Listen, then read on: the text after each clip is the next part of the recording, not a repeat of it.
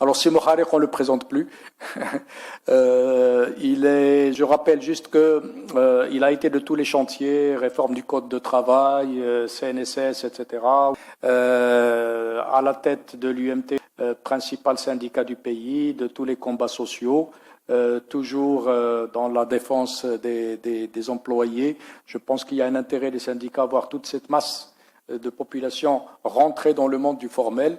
Et donc, je pense que c'est une opportunité aussi bien pour les employés, pour les citoyens, que pour les syndicats eux-mêmes. Donc, merci le ministère de l'économie et des finances, ainsi que l'association des membres de l'inspection générale, d'avoir convié l'UMT et pour écouter, bien sûr, le point de vue syndical et du mouvement syndical. La protection sociale, et bien sûr, est un sujet qui intéresse en premier lieu les salariés, le mouvement syndical. C'est même une des grandes revendications de notre organisation d'assurer une couverture sociale à l'ensemble des salariés. Et je me rappelle, tout jeune syndicaliste, une des revendications de nos congrès était la généralisation de la protection sociale. Pour démontrer l'importance de ce chantier, moi je pense, et bien sûr arriver à la mobilisation, je pense qu'il est important de souligner l'état des lieux, quel est l'existant. Donc, nous avons un taux de couverture sur le plan de la protection sociale d'à peine 35% des Marocains qui sont couverts. Millions de salariés que compte notre tissu économique, à peine 2 800 sont déclarés à la sécurité sociale, donc d'où le grand déficit. Ceux qui sont déclarés sont sous-déclarés. 60% des salariés quittent la CNSS sans pension, carrément, parce qu'il n'y a pas eu de déclaration. Il y a eu ce qu'on appelle de la contrebande sociale. 47% des salariés déclarés dans le secteur privé sont déclarés moins que le SMIC, ce qui va leur donner une pension minorée à la sortie. Les salariés déclarés à la CNSS, les statistiques, ce sont les statistiques du conseil d'administration de la CNSS.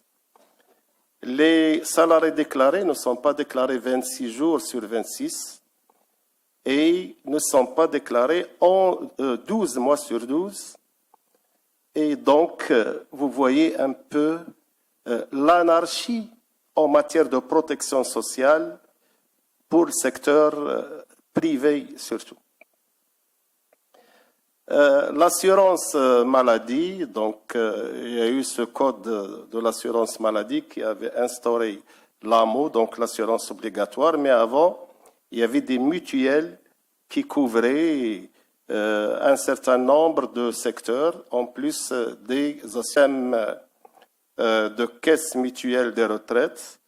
Nous avons entendu les chiffres avancés par le directeur général dans le troisième panel et la thèse de l'ancien gouvernement qui est totalement à côté concernant le système de couverture des fonctionnaires.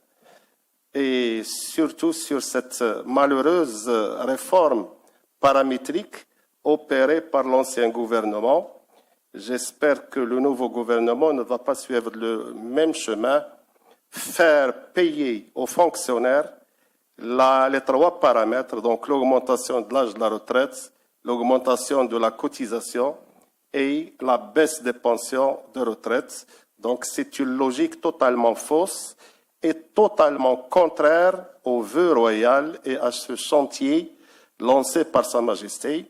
Donc ce chantier qui vise à l'égalité sociale et à la justice sociale. Donc, ce sont dans ce contexte qui est venu cette grande réforme de la protection sociale. Donc, une pension de retraite pour tout le monde, une couverture médicale pour l'ensemble des citoyens, des allocations familiales pour les familles, pour 7 millions d'enfants, 3 millions de familles. Je rappelle que les allocations familiales actuelles ne sont pas versées à l'ensemble des salariés. C'est 300 dirhams pour lever cette indemnité pour perte d'emploi, surtout dans cette période de crise économique. Donc, toutes ces données démontrent que nous, en tant que mouvement syndical, nous adhérons à cette grande réforme. Nous allons nous mobiliser, et nous nous sommes déjà mobilisés en interne, dans les milieux ouvriers, pour d'abord faire intérioriser ce changement sociétal qui aura lieu et pour pousser nos structures syndicales, sectorielles et territoriales à mobiliser. Donc, comment? D'abord par des actions de sensibilisation, des actions de formation de nos cadres dirigeants et surtout, et nous l'avons dit au gouvernement et au chef du gouvernement dans les différentes séances et rondes du dialogue social, par l'implication du mouvement syndical, des partenaires sociaux, dans les instances de gouvernance des caisses d'abord, des caisses de retraite, car il est inadmissible que dans ces caisses de retraite qui sont alimentées par les bailleurs de fonds, qui sont les employeurs et les salariés, qu'on ne soit pas représentés dans ces instances de gouvernance, dans les conseils d'administration.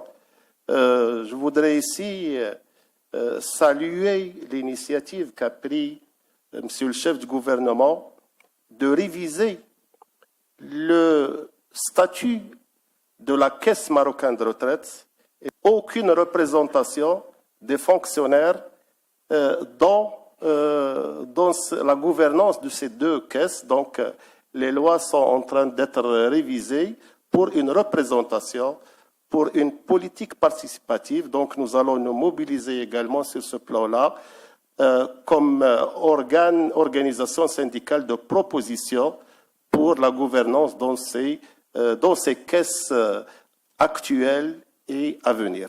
Voilà ce qu'on peut faire et bien sûr, si on est sollicité, nous répondrons présent. S'il y a des cotisations à verser ou à augmenter, nous sommes prêts, mais à condition qu'on sache où vont aller nos cotisations, qu'on voit ce que vous appelez l'effectivité des prestations. Et là, c'est l'intérêt national, l'intérêt de notre pays. L'UMT est une organisation syndicale nationaliste et il restera comme ça. Merci.